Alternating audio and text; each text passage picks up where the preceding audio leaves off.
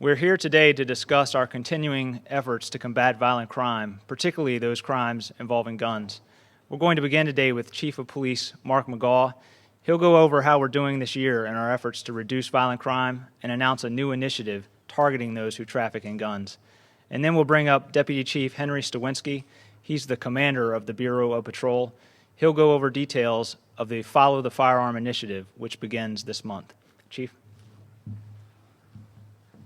Thank you, Lieutenant. Good afternoon, and thank you for joining us here today. We're eager to share with you one of our summer crime strategies, Following the Firearm, which is now underway. We've proven that we can close cases and take guns off the street. This illustration to my right shows that we can take guns off the street. And our statistics also bear that out. Right now, we're down 17% in violent crime so far this year. We're down 25% in shootings this year. Also, I'm sure you'll be given one of these data packs. Basically, we went back for the last 3 years, since 2010, and looked at the crime issue since Mr. Baker came into office. We've been down every year consistently and steadily, well beyond national averages.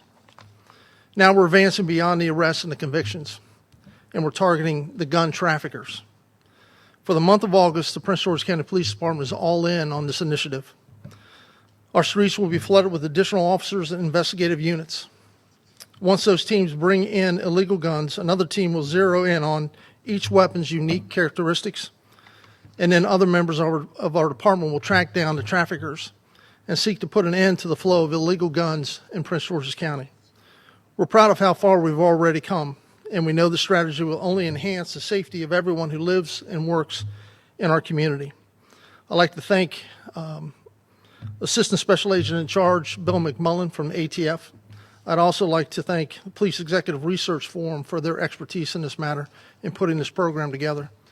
Deputy Chief Hank Stawinski, who heads our Bureau of Patrol, will now go into some of the specifics.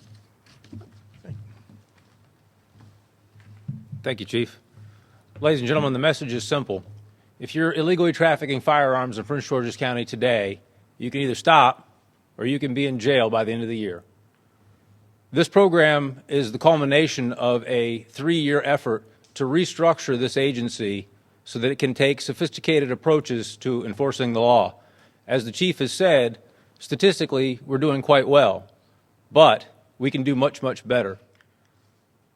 What began with a focus on guns was Deputy Chief Howard's initiative for the gun registry. This was our first step to begin to create consequences for the illegal use of firearms. Once that legislation was passed through the County Council and the County Executive's leadership, we then began to look at how can we get guns off of the street.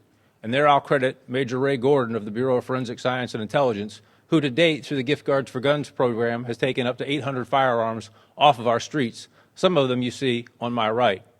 But all of that was prelude to this initiative, where we seek to prosecute those who are trafficking in the firearms. As the Chief said, we're very good at arresting the individual who uses the firearm, but up to this point, we have not sought to identify and prosecute those who traffic in those firearms. So very briefly, this initiative falls into 3 categories. First is the supply end, if you will, where our undercover and uniformed officers will be working in specific areas driven by data to seize firearms that are on our streets right now. Once those firearms are seized, they'll go to our intelligence group, and they'll begin an analysis in conjunction with the ATF, looking at trace data for that firearm, where did it come from, as well as ballistic data through our firearms examination unit. That will tell the story of the gun. And frankly, as Deputy Chief Howard and I have been saying for 2 years now, it'll begin to tell us where that gun came from.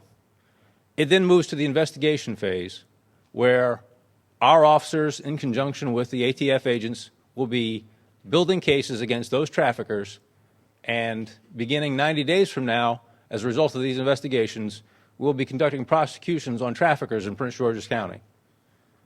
Briefly, that's the program. I'm happy to answer any questions that you might have. I have a question. Where are these guns coming from? Any particular source like New York or? That's part of what this initiative is for, is to identify where these guns are coming from. The initial cases that we have now, some are from out of state, some are local, from breaking and entering, some are straw purchases. But this whole initiative is to try to narrow that down for us, specifically in Prince George's County, and close that door. Can you tell me what areas of the county you've seen them in?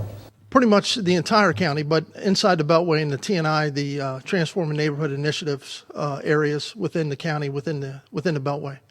That's our focus. Would you say this is one of the largest problems the county faces? Well, it's certainly an issue. It's not just for our county, but the entire country. So what we're trying to do, again, through the gun offender registry, through the gun buyback program, and now this, is not just going after the person who has the gun, but who's bringing that gun into the county and who's given these individuals access to these weapons and going after them. It's not being done very many places in the country. ATF is a major partner of ours, and we need their help. We couldn't do it without their help, and appreciate everything that they're doing for us. But we're committed to go after traffickers, and I believe it'll make a difference.